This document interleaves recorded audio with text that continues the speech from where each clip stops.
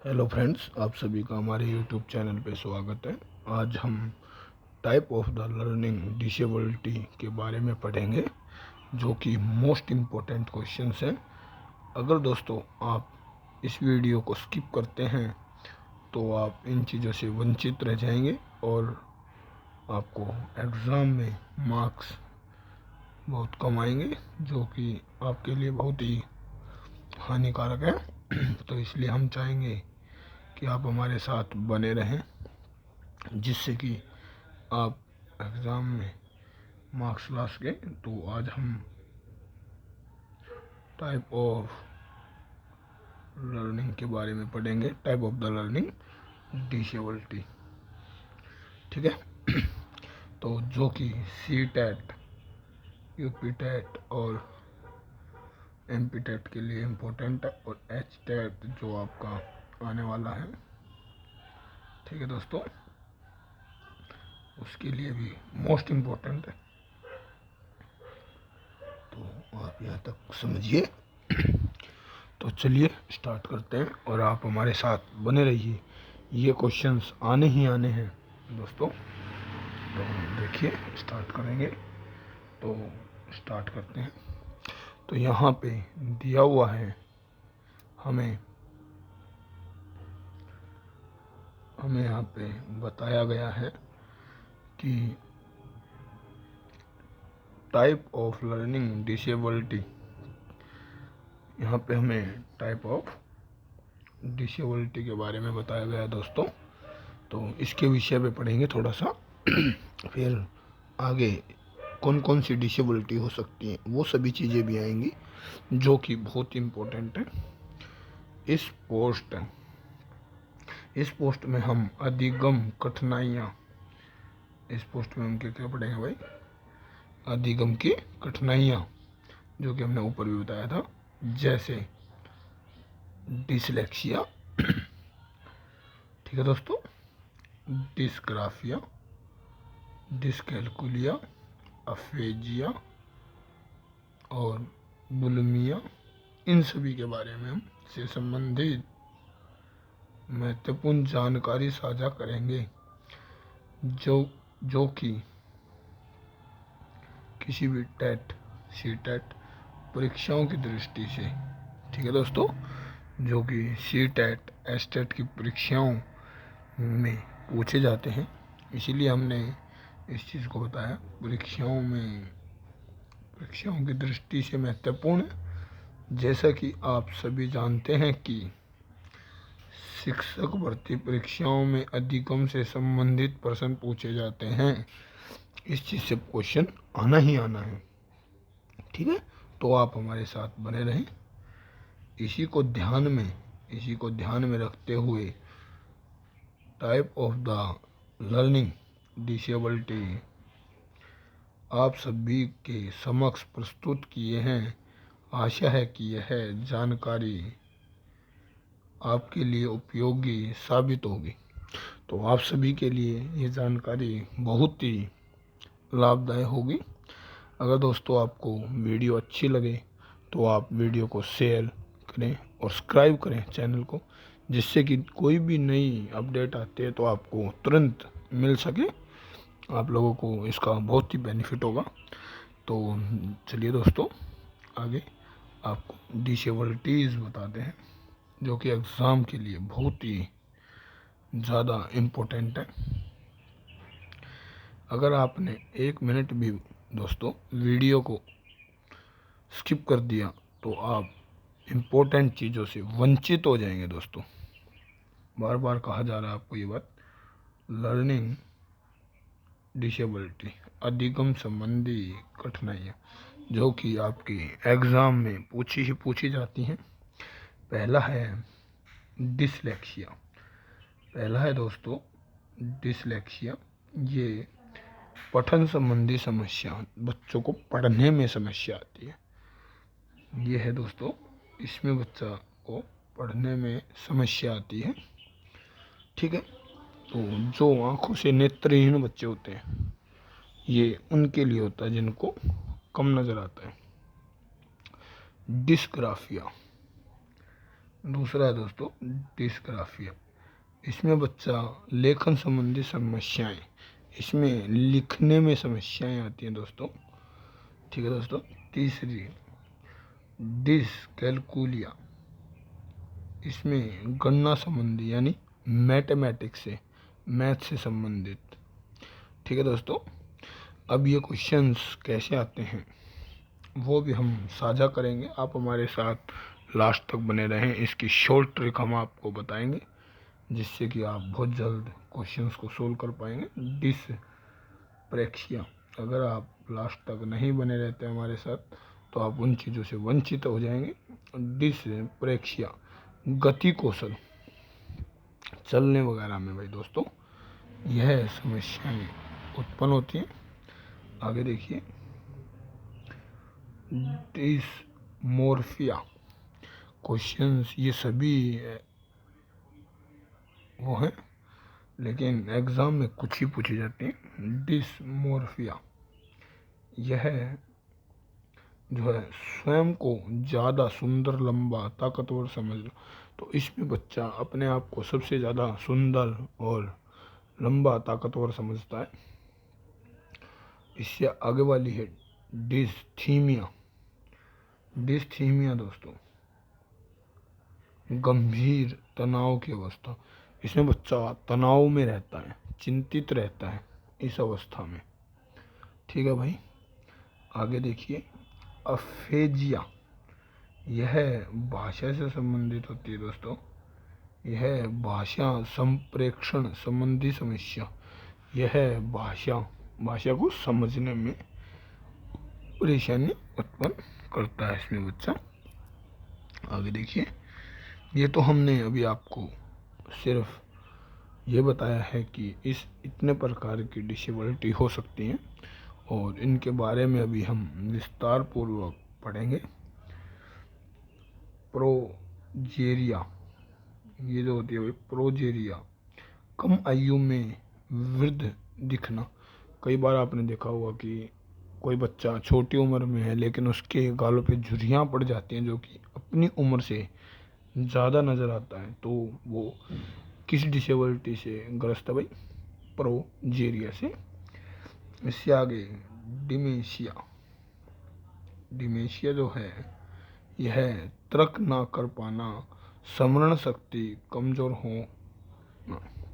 कई बार आपने देखा होगा कि हम किसी बच्चे को क्लास में कोई भी चीज़ पूछते हैं तो वो शर्माता है, बता नहीं पाता। ठीक है, उसमें सोचने समझने की शक्ति कम रहती है, तो वो क्या रहता है? डिमेंशिया से।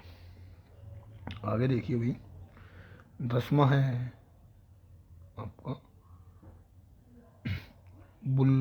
बुलिमिया, भोजन ग्रहण प्रवृत्ति संबंधी योग्यता। इसमें भोजन वगैरह से, खाने पीने से बच्चा वंचित रहता है, वो सभी बीमारियां इसमें बच्चे को होती हैं। इससे आगे देखिए, इससे आगे है एलेक्सिया। ये भाई एलेक्सिया, सीखने में असमता। बच्चे को आप कोई भी चीज़ बता दीजिए, आज आपने कोई चीज़ बताई तो कल फिर से भूल जाएगा, तो उसमें भूलने की, सीखने की असमता होती है, सीख नहीं पाता है, वो एलेक्सिया से संबंधित है। और लास्ट ADHD। ठीक है दोस्तों, यह लास्ट है भाई ADHD। ठीक है, अवधान ध्यान संबंधी समस्या। ठीक है भाई। अब देखिए, अब हम इन्हें विस्तार पूर्वक एक एक को समझने की कोशिश करते हैं। इसलिए आपको बार बार कहा जा रहा है, अगर आपने वीडियो को स्किप कर दिया तो आप कभी नहीं समझ पाएंगे दोस्तों। ठीक है, तो देखिए, अभी देखिएगा। हाँ जी, तो दोस्तों ये जो है ये आपको पिक्चर दिखाई जा रही है। ठीक है, ये पिक्चर डिसलेक्सिया से संबंधित है, अधिगम संबंधी कठिनाई जो कि type of the learning disability थी। यह बच्चा, आपने देखा होगा, एक मूवी भी देखी होगी तारे जमी पे, उसमें भी यही डिसेबिलिटी होती है उस बच्चे में भी, कि उसे बोर्ड से चीज़ें उल्टी नज़र आती है। जैसे कि वो किसी भी चीज़ को 67 को 76 पढ़ लेता है। जैसे आपने कई बार देखा होगा बच्चों को कि बच्चा क्या करता है भाई, यहाँ इसको रखते हैं और देखिए समझाते हैं। कई बार आपने देखा होगा कि कोई बच्चा 76 लिखा भाई, तो उसको पढ़ता कितना है, इसको पढ़ लेता है 67। कई बार ऐसा होता है। या 54 लिखा है तो 45 पढ़ लेता है। ये सब चीज़ें बच्चा पढ़ पाता है। ये सभी कमियां दिखने से संबंधित है। उसको उल्टा पढ़ता है। एम को डब्लू पढ़ लेगा बच्चों। जैसे कहीं पे एम लिखा है, ठीक है, तो उसको डब्लू पढ़ देगा, ठीक है। तो ऐसे ही और कई बार ऐसा भी होगा। तो देखिए एक एक चीज़ को आपको अच्छे से समझाने की कोशिश की जा रही है। कहीं एल लिखा होगा तो बच्चा इसको ऐसे उल्टा पढ़ लेगा, उल्टा एल। तो ये सारी चीज़ें उसमें परेशानी आएंगी। अब इसके बारे में थोड़ा सा जानकारी देखते हैं। ये देखिए दोस्तों, अब देखिए बच्चों, अब यहाँ डिसलेक्सिया, यहाँ पे डिसलेक्सिया की बात की गई है, ठीक है। तो अब देखिएगा, अब आपको पहला डिसलेक्सिया भी हमने पढ़ी थी। देखिए डिसलेक्सिया, डिसलेक्सिया से पीड़ित बालक वाचन से घबराते हैं। इन्हें लिखी हुई सामग्री धुंधली दिखाई देती है। यह एक विशिष्ट अधिगम असमता का कारण है। आपने देखा होगा कि कुछ बच्चे पीएच में होते हैं भाई, पीएच के बच्चे होते हैं, पीएच कैटेगरी के, उसमें होते हैं ना भाई VI, है ना। और कुछ जो अंधे होंगे वो तो एक अलग चीज़ हो गया, VI यानी कि जो कम नज़र आ रहा है, वो बच्चे इसमें होते हैं। तो अब आगे देखिए, इसी में इसके लक्षण क्या क्या हो सकते हैं दोस्तों। अब आप इसे कैसे पहचानेंगे, तो इसके कुछ लक्षण होते हैं, वो लक्षण देखिएगा। अक्षरों को, अभी हमने ऊपर बताया था, अक्षरों को की उल्टी ढंग से प्रस्तुत करने, जैसी कि SW को WAS आदि। अभी आपको ऊपर बताया गया था कि कुछ अक्षर को वो उल्टा पढ़ पाता है बच्चा, तो वही यहाँ भी बताया गया उसके लक्षण, इससे हमें पता लग जाता है। एक एक कर वह धीमी गति से पढ़ना, वह बच्चा धीरे धीरे पढ़ेगा। दृष्टि व स्मृति संबंधी कठिनाई होती है, जो दृष्टि दिखने की कमी होती है भाई, ठीक है, हमने बता ही दिया आपको। जैसे पीएच कैटेगरी में बच्चे VI में आते हैं, इस प्रकार। तो स्मृति, पढ़ते समय, आगे दोस्तों, पढ़ते समय किसी शब्द या पूरी पंक्ति को छोड़ देना है। जब वो पढ़ेंगे तो कई बार आपने देखा होगा कि स्किप कर देंगे, किसी लाइन को पढ़ेंगे ही नहीं या किसी शब्द को ही नहीं पढ़ेंगे, ठीक है। यह भी इसका एक लक्षण होता है, ठीक है दोस्तों। आगे देखिए बच्चों, वाक्य में आए शब्दों को भी आगे पीछे करके पढ़ना। कई बार ये भी करेंगे वो कि जो कोई वाक्य पढ़ रहे हैं तो उसमें उस शब्द को आगे पीछे करके पढ़ेंगे। जैसे कि अभी हमने बताया था आपको कि कोई चीज़ लिखी है, मान लिया जाए SAW, तो बच्चा पढ़ देगा इसको, WAS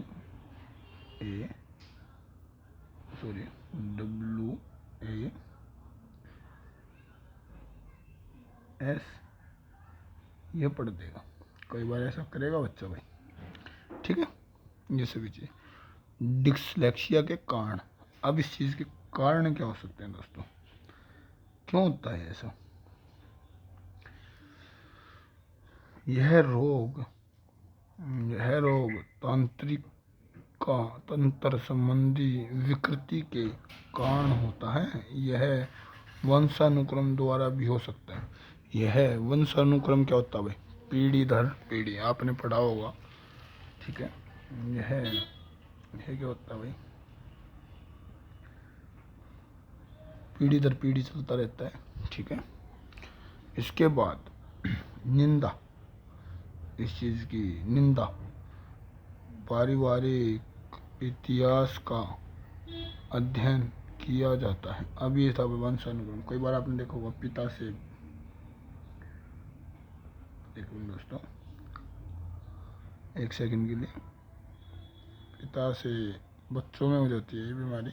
कई बार पिता से बच्चों में हो जाती है और फिर बच्चों से, जैसे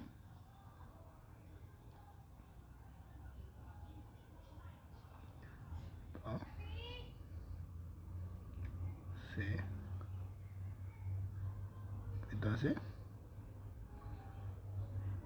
बच्चों में, ठीक है। में ऐसे ही फिर उनके बच्चों से उनके बच्चों में। निंदा में क्या करेंगे? पारिवारिक इतिहास का अध्ययन किया जाए तथा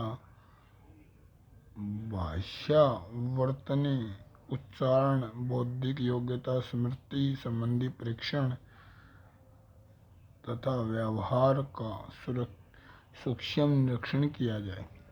अब निंदा का ही है भाई, इसने निंदा क्या की है? जो पारिवारिक इतिहास का अध्ययन किया जाए, हर फैमिली को देखा जाए, तथा भाषा, उनकी भाषा, वर्तनी, किस प्रकार से वो शब्द यूज़ करते हैं, उच्चारण, उनका उच्चारण, बौद्धिक योग्यता, वो सारी चीज़ें चेक, निरीक्षण, जांचनी चाहिए, जिससे कि हम पता आ सकते हैं कि है बीमारी किन बच्चों में ज़्यादा हो सकती है।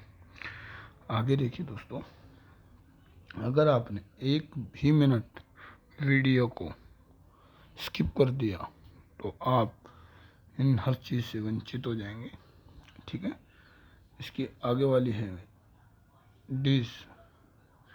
अब देखिए दोस्तों, आपको पहले दिखा देते हैं, उसके बाद आपको चित्र दिखाएंगे इसका। डिस्ग्राफिया का चित्र है ये, ठीक है। तो अब देखिएगा डिस्ग्राफिया, इसमें बच्चे को क्या परेशानी होती है? लिखने की। अब देखिए चित्र में दिखाया जा रहा है कि बच्चा पेंसिल को अच्छे से नहीं पकड़ पा रहा है, लिख नहीं पा रहा है। इसके विषय पे पढ़ेंगे अब, ये कैसे होती है, ठीक है। दूसरी, हमने पहली डिसलेक्सिया पढ़ ली है, अब दूसरी है हमारी, दूसरी बीमारी देखिए, दूसरी है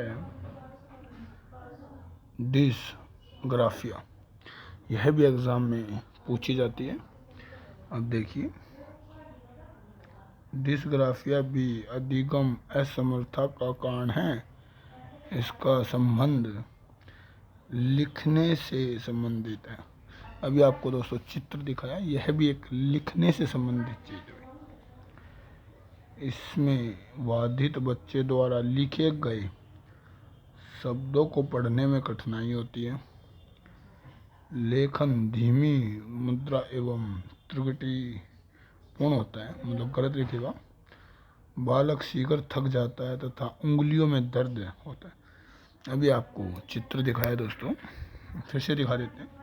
देखिए इसको, अब ये जैसे बच्चा है तो इन्हें लिखने में क्या हो रही है दोस्तों? समस्या। क्या हो रही है दोस्तों? समस्या। तो ये सारी चीज़ें ही बच्चों में आएंगी और ये थक जाएगा और उंगलियों में दर्द होना स्टार्ट हो जाएगा, ठीक है। अब इसके कुछ लक्षण होते हैं।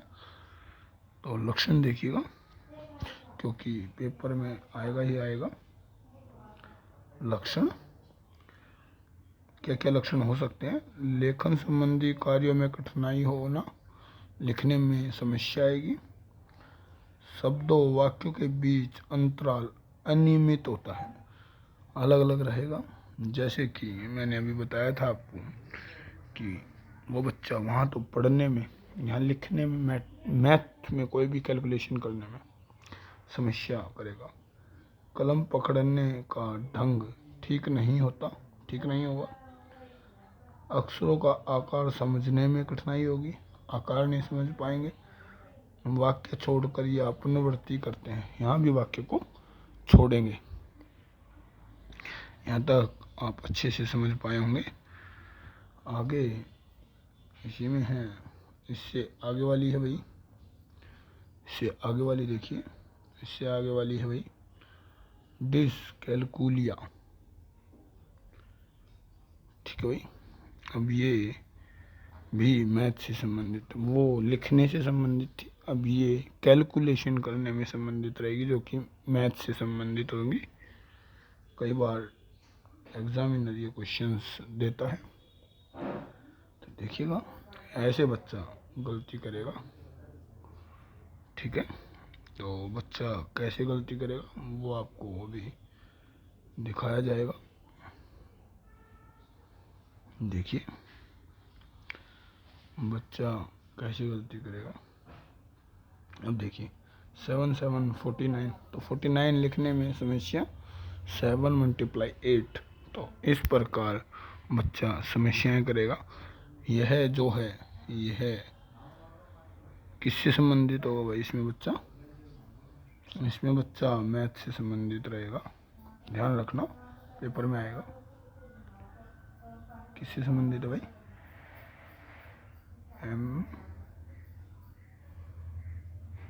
यहाँ तक कर लेंगे।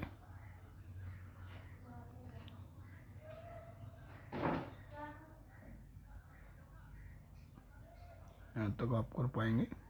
यह जो है मैथ से संबंधित है भाई, यहाँ तक आप कर लेंगे। ये जो विधि है ये मैथ से संबंधित है, क्वेश्चन आना ही आना है यहाँ से दोस्तों। आगे देखिए, इसी में अब आगे समझाते हैं इसके बारे में। आगे देखिएगा, अब देखिए, अब आपको इसके बारे में बताते हैं। तीसरी है भाई डिसकैलकुलिया। इस रोग से संबंधित बच्चे सीगल नहीं पहचाने जाते हैं, जल्दी से नहीं पता लगता इन बच्चों का। इन बच्चों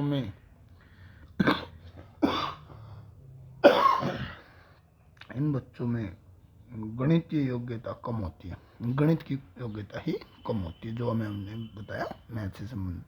यह बच्चे जोड़ घटा गुना एवं भाग करने में अत्यधिक देरी करते हैं, डिले होंगे। माता पिता इन्हें सुस्त आलसी कहते हैं। माता पिता इन्हें कहेंगे कि भाई बड़ा आलसी बच्चा है, बड़ा सुस्त है। ठीक है। गणित के अतिरिक्त अन्य विषयों में इनका कार्य ठीक होता है, और चीज़ों में ठीक रहेंगे ये, लेकिन मैथ में वीक होंगे, कैलकुलेशन करने में समस्या उत्पन्न होगी इनको, और हर चीज़ को अच्छे से कर पाएंगे। अब देखिएगा इनके कुछ लक्षण होते हैं, वो लक्षण क्या है भाई? ये देखिएगा, गणितीय कार्य करने में कठिनाई होना, संख्या को पहचानने में समस्या होना, आकृति विभेदीकरण की समस्या होना, बड़ा छोटा परिधि क्षेत्रफल आदि को समझने में कठिनाई होना, ये सब बहुत इम्पोर्टेंट है, इनके लक्षण हैं, जिससे बच्चा इन चीज़ों को पकड़ पाएगा। और दोस्तों ये चीज़ें आपको कहीं नहीं मिलने वाली, अगर आप सोचें तो कहीं नहीं मिलेंगी दोस्तों, अगर आप वीडियो को स्किप कर देते हैं तो। श्रवण व दृश्य इंद्रियों से सामंजस्य की कमी होना, जो श्रवण है, सुनने की चीज़ें, उनमें भी कमी आएंगी इसमें। समय, दूरी, गहराई से जुड़ी समस्याएं होना, समय, दूरी, इन चीज़ों से भी उसमें कमी आएंगी। गणित, संप्रेक्षक के स्मरण करने, धारण करने या पुण्य स्मरण करने में कठिनाई होगी भाई उसको। गणित से जो भी कैलकुलेशन वगैरह करने की चीज़ें होंगी उनमें सभी में उसको कठिनाई होगी। रुपये पैसे के लेन देन संबंधी कठिनाई, जब वो कैलकुलेशन नहीं कर पाएगा तो फिर पैसे वगैरह लेन देन में भी समस्याएं उत्पन्न होंगी उस बच्चे के साथ। उसका उपचार क्या है भाई, इस बच्चे का उपचार क्या होगा ऐसे का, इसका उपचार दिया गया भाई। ठीक है दोस्तों, इन बच्चों के लिए गणित का अभ्यास व बहु इंद्रिय प्रयोग कराया जाए। खेल विधि, प्रश्नोत्तर विधि तथा वास्तविक जीवन अनुभव के माध्यम से सिखाया जाए। अब देखिए दोस्तों, प्राइमरी लेवल पर खेल विधि कराई जाती है, प्रश्नोत्तर विधि भाषा से संबंधित चीज़ों में, और वास्तविक जीवन अनुभव उसके दैनिक जीवन से उसे जोड़ा जाए। यह क्वेश्चन पैडागोजी और आपको नॉर्मली साइकोलॉजी दोनों में ही आते हैं, तो बहुत ही इम्पोर्टेंट है। लास्ट तक बने रहिए, हम इसकी शॉर्ट ट्रिक बताएंगे आपको कि आप इन्हें याद कैसे करेंगे। ठीक है दोस्तों, आगे देखिएगा। आगे जैसे कि हम आपको दिखाते हैं बच्चों में डिस्प्रैक्सिया की कमी है, तो उसे बच्चा कैसे करेगा। तो ये देखिए, कहीं आपके बच्चे में तो नहीं है डिस्प्रैक्सिया के लक्षण। ये देखिए, जैसे इनके हाथ पैर डिस्प्रैक्सिया हैं, पतले होते हैं ना बच्चों, शरीर से पतले होना हाथ और पैर, और शरीर वैसे सुडौल मोटा तगड़ा हो जाना, वो बीमारी। अब इसमें देखिए आगे। ठीक है, आपने चित्र देख लिया, अब देखिएगा इसके बारे में। बच्चों में डिसलेक्सिया के लक्षण, बच्चों में डिसलेक्सिया के लक्षण, कैसे लक्षण होते हैं भाई। ठीक है, यहाँ तक आगे देखिए। ठीक है, आगे लक्षण, क्या क्या लक्षण हो सकते हैं वो आपको भी दिखाते हैं। देखो इसमें देखिए दोस्तों, पहला असामान्य शरीर की स्थिति। असामान्य मैंने अभी बताया, हाथ पैर पतले रहेंगे और शरीर मोटा तगड़ा रहेगा, तो यही यहाँ बताया असामान्य शरीर की स्थिति। असामान्य रहेगी शरीर की स्थिति, टेढ़े मेढ़े जिसको कह सकते हैं हम। ज़्यादा चिड़चिड़े रहेंगे बच्चे, तेज आवाज़ के प्रति संवेदनशील रहेंगे, तेज आवाज़ नहीं सुनेंगे, एकांत में बैठेंगे। भोजन और नींद की समस्या रहेगी, इनको भोजन भी नहीं खाएंगे और नींद भी नहीं आएगी। हाथ और पैर की ज़्यादा मूवमेंट नहीं करेंगे, ये सुस्त टाइप में ही रहेंगे ये बच्चे भी। ठीक है, आगे देखिएगा। आगे है इनका, जैसे जैसे आपका बच्चा बढ़ता है आपको इन चीज़ों में भी देरी दिख सकती है। जैसे जैसे वो बच्चा बड़ा होगा तो उसमें घुटनों के बल चलने में देरी, वो घुटनों के बल नहीं चल पाएगा, चलने में देरी, धीरे धीरे चलेगा। पोटी ट्रेनिंग, यानी कि वो बच्चा किसी भी पार्टिसिपेशन में भाग नहीं लेगा। आगे देखिएगा, आप इस प्रकार क्वेश्चंस को सोल्व करेंगे तो बहुत ही अच्छे से आप यह क्वेश्चन पेपर में आने ही आने हैं दोस्तों। अब देखिएगा, खुद से कपड़े पहन लेना, खुद से कपड़े पहन लेगा ताकि किसी को उसके शरीर के बारे में ना पता लगे। डिस्प्रैक्सिया शारीरिक गतिविधियों को मुश्किल बनाता है, जैसे कोई बच्चा अपने स्कूल की किताबों को लेकर लिविंग रूम में दूसरे कमरे तक जाना चाहता है, लेकिन वह वहां तक बिना लड़खड़ाए, किसी चीज़ से टकराए या किताबों को गिराए नहीं पहुंच सकता। तो इसमें बताया गया है ना दोस्तों कि जब वो जो बच्चा है उसके हाथ पैर, जो उसके पैर वगैरह हैं वो शरीर के अकॉर्डिंग पतले होते हैं, उनका पूर्ण विकास नहीं हो पाता, जिससे कि वो बच्चे को चलने फिरने में या उनके घुटने वगैरह में दिक्कत रहती है। तो वो बच्चा किसी भी भारी सामान को उठा के नहीं चल सकता। आगे देखिए, आगे है बच्चों में डिस्प्रैक्सिया का जोखिम कब बढ़ा जाता है। बच्चों में जो डिस्प्रैक्सिया है उसका जोखिम कब बढ़ता है भाई। महिलाओं की तुलना में पुरुषों में डिस्प्रैक्सिया अधिक आम है। यह जेनेटिक भी होता है, जैविक अनुवांशिकता जिसको कहते हैं, ये हो सकता है, ये चीज हो सकती है।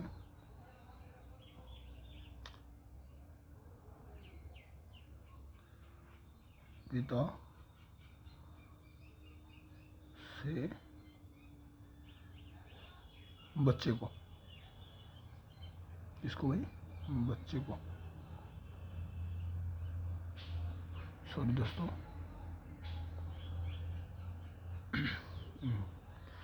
बच्चे को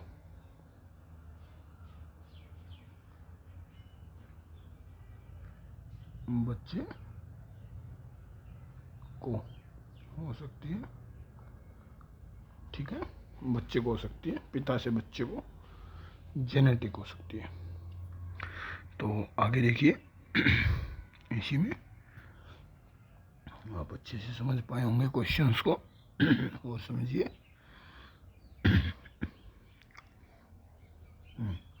समय से पहले, इसमें समय से पहले वो बड़ा लगेगा आपको। जन्म के वक्त शिशु के वजन में कमी होगी। आपने कई बार देखा होगा कि कुछ बच्चों में आपने झुर्रियाँ देखी होंगी, वो बच्चे उम्र में छोटे होते हैं लेकिन देखने में बहुत बड़ी एज के लगते हैं।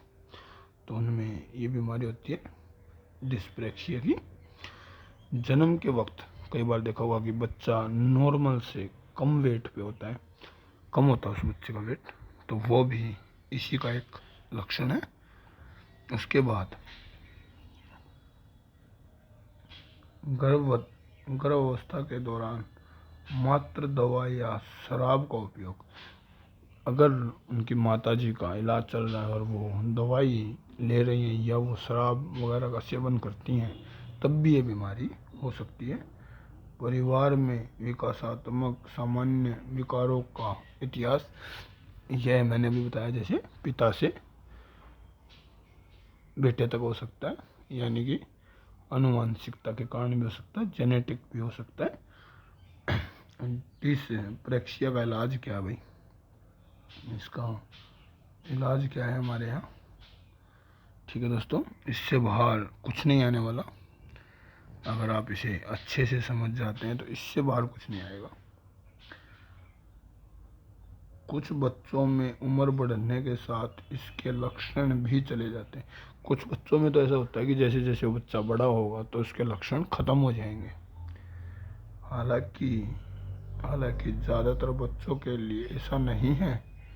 डिस्प्रैक्सिया का कोई इलाज नहीं है। ज़्यादातर कुछ बच्चों में तो भाई ऑटोमेटिकली जेनेटिक ठीक हो जाती है अपने आप ही, कुछ में नहीं होती है, इलाज कोई नहीं है इसका। हालांकि सही थेरेपी के साथ डिस्प्रैक्सिया से जुड़ रही लोग लक्षणों का प्रबंधन करना और अपनी क्षमताओं में सुधार करना सीख सकते हैं। इसमें भाई कुछ सुधार हो सकता है, ख़त्म नहीं होगी, सुधार हो सकता है थेरेपी वगैरह से, ठीक है दोस्तों।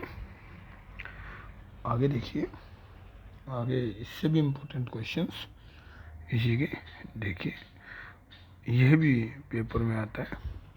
अब इसमें देखिएगा, इसमें आपको क्या दिया हुआ है, तो देखिए यह क्वेश्चन भी आ जाता है ADHD, ठीक है, इसको हम हिंदी में कहते हैं ध्यान अभाव, अति क्रियाशीलता, विकृति, ये कह देते हैं। इसमें देखिए, इसे सामान्य भाषा में ADHD कहते हैं। इन बच्चों में आवेगों के नियंत्रण की समस्या होती है। इनका ध्यान केंद्रित नहीं हो पाता, इनका ध्यान एक तरफ केंद्रित नहीं होता। आप देखेंगे कि क्लास में आप पढ़ाएंगे, बच्चा बाहर देख रहा है या बच्चा और किधर ही तरफ किसी भी तरफ देख रहा है, तो वो ADHD से ग्रस्त है। ठीक है। इस कारण कक्षा में अनुशासनहीनता करते हैं तथा शिक्षण में बाधा उत्पन्न करते हैं। यही चीज़ यहाँ पे भी बताई गई है कि वो अनुशासन नहीं बनाते हुए। यह स्नायु तंत्र संबंधी विकृति है जिसमें असामान्य स्तर का ध्यान, आवेश तथा अति क्रियाशीलता, ठीक है, असामान्य होते हैं वो बच्चे। क्रियाशीलता सम्मिलित है भाई। यह बच्चे संवेगात्मक रूप से अस्थिर होते हैं। प्राथमिक स्तर के बच्चे तथा लड़कियों की अपेक्षा लड़कों में अधिक पाया जाता है। यह चीज़ लड़कियों के मुकाबले लड़कों में बहुत ज़्यादा होती है भाई, ADHD। ठीक है, तो यहाँ तक आप हमारे साथ बने रहे। अब हम आपको कुछ मोस्ट इम्पोर्टेंट ट्रिक देते हैं इसकी, जिससे कि आपको एग्ज़ाम में बड़ी आसानी हो सके और किसी भी चीज़ को हम कर सकें। अब देखिएगा दोस्तों, यहाँ पे हम वापस आए तो अब देखते हैं, यहाँ बताते हैं आपको। देखिए, कुछ चीज़ें ऐसी हैं जो कि आपको करनी चाहिए। ठीक है, अब इनमें से एक देखिए, यह अगर आ जाए तो कहीं भी कोई भी चीज़ आ जाए तो पढ़ने से संबंधित है। ठीक है, आपको पेपर में मोस्टली आपने देखा होगा कि ये क्वेश्चंस देता हुआ एग्जामिनर। ठीक है, दिस परीक्षा तक। और ठीक है दोस्तों, अब यहाँ देखिएगा, यहाँ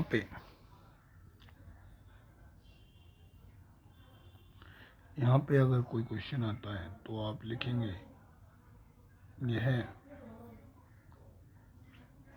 पढ़ने से संबंधित है। बस इसमें ये याद रखना,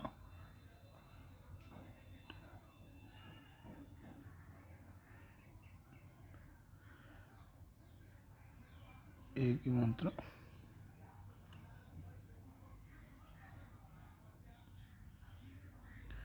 ये पढ़ने से संबंधित है।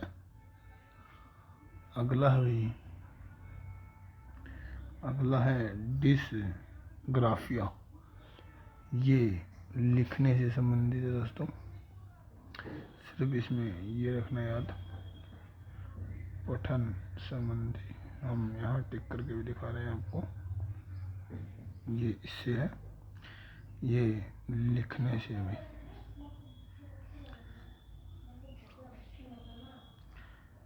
लिखने से एक इससे भाई, लिखने से।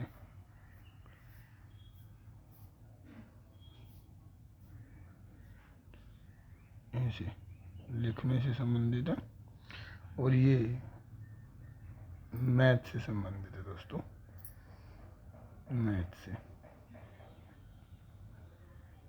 बस ये आपको ध्यान रखना है। ठीक है, कुछ चीज़ें इम्पोर्टेंट है। गतिक, यह भाषा से संबंधित है भाई। देखिएगा, डिसप्रेक्सिया, ये पेपर में आ जाता है भाषा से। किससे संबंधित है भाई?